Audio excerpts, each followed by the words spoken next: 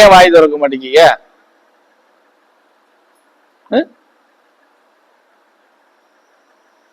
சொல்லுங்க சாமியா.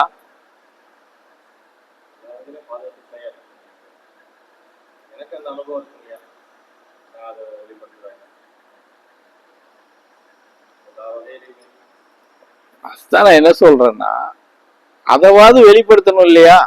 நான் கேட்கிறேன் சாமி, இந்த வகையில நீங்களை காப்பாத்திருக்கீங்க, காப்பாத்தலன்னா கூட சொல்லுங்கிறேன். எப்படி சாமி, நான் இந்த எதிர்பார்ப்பு இந்த இடத்துல எனக்கு கை கொடுப்பீங்கன்னு நினைச்சேன், நீ கை விட்டுட்டீங்க, சொல்லு.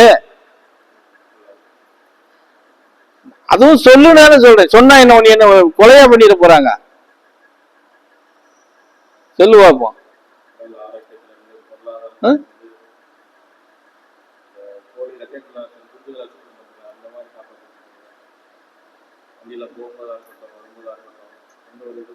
ஏற்கனவே சொல்றோம், இந்த இந்த பரதேசிய நினைச்சு நீ 1000 கிலோமீட்டர் அந்த பக்கம் கிளம்புனீன்னா அங்க இருந்து இங்க வந்து திரும்பி போறது வரைக்கும் உங்ககிட்ட ஒரு சின்ன ஒரு இது கூட உங்ககிட்ட நெருங்காதுன்னு சொல்லி இருக்கிறோம். நினைச்சிட்டு நீ வந்தாலே.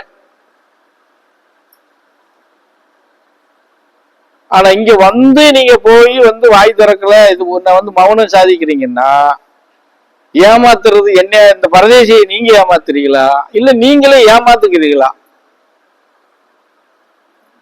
ரெண்டுல ஏதாவது ஒண்ணு இருக்குன்னு இல்ல. ஒண்ணு இவனை ஏமாத்தணும், இல்லைன்னா நீங்க ஏமாத்துற மாதிரி நினைச்சிட்டு நீங்க ஏமாறணும்.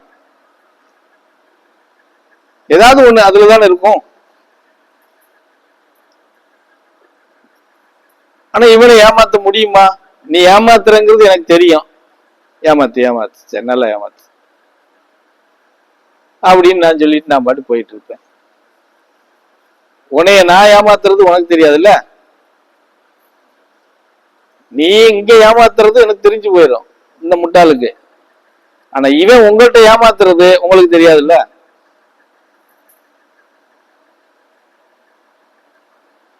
புரியுதா நான் சொல்றது? அப்ப அந்த இடத்துல நீங்க அந்த இடத்துல இது மாறணும்ல. நம்ம நன்மையை தேடிதானே வரும், ஏதோ ஒரு பிரச்சனை தேடிதானே வரும். அதுக்கான முயற்சியும் அதுக்கான ஒரு நடைமுறையும் நம்மகிட்ட இல்லை அப்படின்னா எப்படி?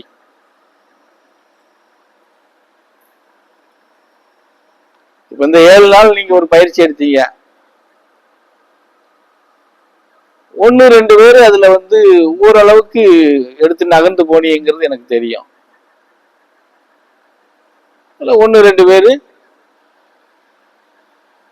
முயற்சி, பாதி எடுத்தும் பாதி எடுக்காமலும்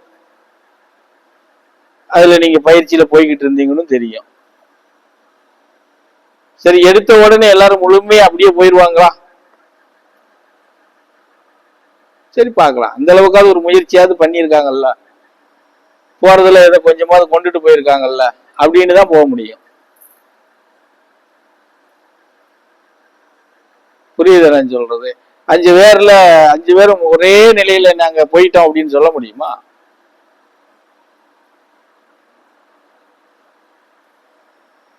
அது இவனுக்கு தான் தெரியும், யார் யாரு எத்தனை சதம் அந்த விகாச்சார கணக்கு எத்தனை இதுக்குள்ள வந்தாங்க அப்படிங்கிறது.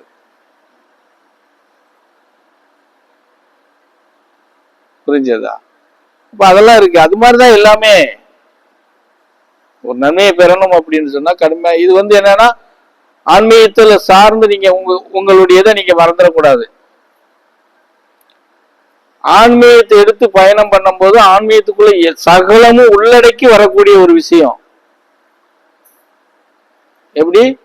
தொழில், குடும்ப நலன், நோய்பாடு, காந்தி பேப்பர் எல்லாம் உள்ளடக்கி ஒருங்கிணைச்சு வரக்கூடியது ஆன்மீக பயணத்துல. அப்ப இத்தனையும் நம்ம ஒருங்கிணைச்சு கொண்டுட்டு போகணுங்கும் போது அதுக்கான நம்ம உழைப்பு போடாம அது வந்துருமா? அதுக்கான கஷ்டங்களை நம்ம எடுத்துட்டு போனால் மாத்திரம்தான் அது நமக்கு கிடைக்கும்.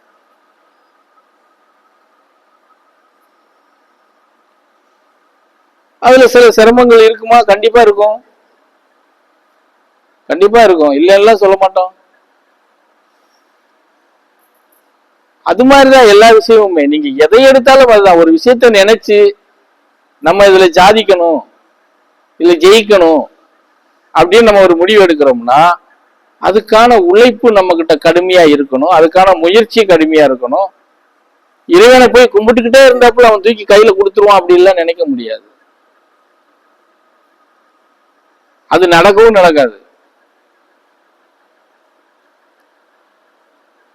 குறைஞ்சபட்சம் ஒரு விஷயத்தை, ஒரு ஆழமான விஷயத்தை எடுத்து சாதிக்கணும், நம்ம வெற்றி பெறணும் அப்படின்னு நம்ம முடிவு எடுக்கிறோம்னா 5 விதமான காரியத்துக்குள்ள நம்ம உள்ள இறங்கணும்.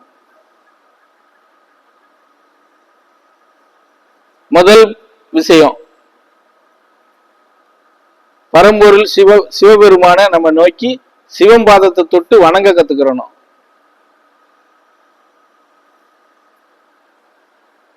சரியா?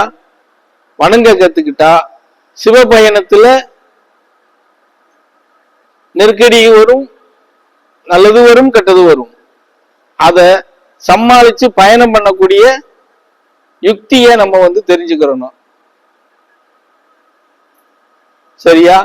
நம்ம இலக்கை நோக்கி போகும்போது இழப்பீடுகள் வருமா அப்படின்னா கண்டிப்பா வரும். எப்படி?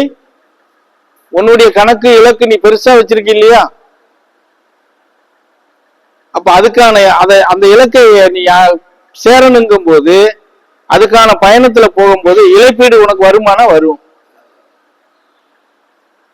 அதெல்லாம் தாங்கிதான் பண்ணி அதுல போய் நிக்கணும். இந்த நடைமுறை விஷயங்களை உனக்கு காட்டி கொடுத்து பயணம் பண்ண சொல்றாங்க பாரு, அது யாரு வேணாலும் இருக்கலாம்.